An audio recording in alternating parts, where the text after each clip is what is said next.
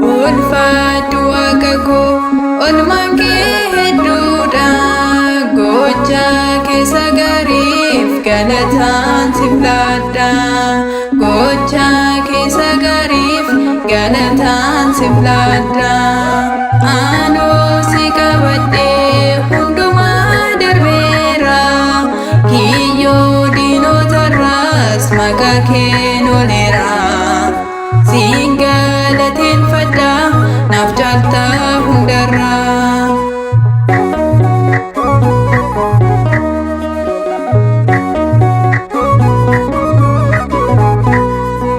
Alaga gidduutti darbatame kufne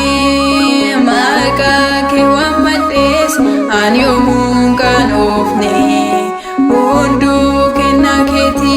tolaaf gaarummaa kee ol kaasee lallabaa qulqulluu maqaa kee ol kaasee lallabaa qulqulluu maqaa kee anoo si qabadhee hundumaa darbeera kiyyoo diinotarraas maqaa kee noleera siin galateeffadha naaf jaalta hundarraa.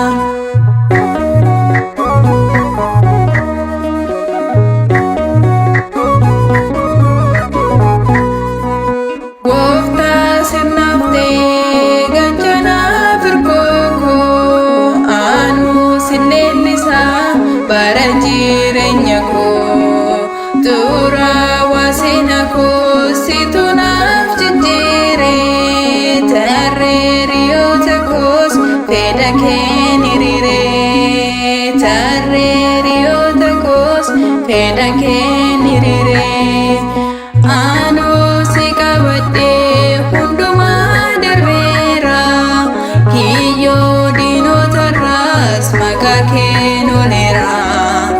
siin galateeffadha naaf jaalta hundarraa.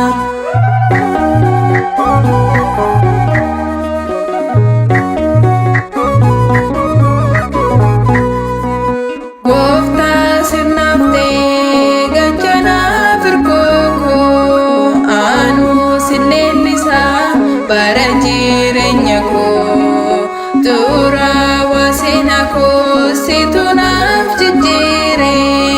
tarree hiriyoota koos fedha kee ni hiriire tarree hiriyoota koos fedha kee ni hiriire anoo si qabadhee hundumaa darbeera kiyyoo diinotarraas maqaa kee noleera siin galateeffadha naaf jaalta hundarraa anoo si qabadhee hundumaa darbeera kiyyoo diinotarraas maqaa kee noleera siin galateeffadha naaf jaalta hundarraa.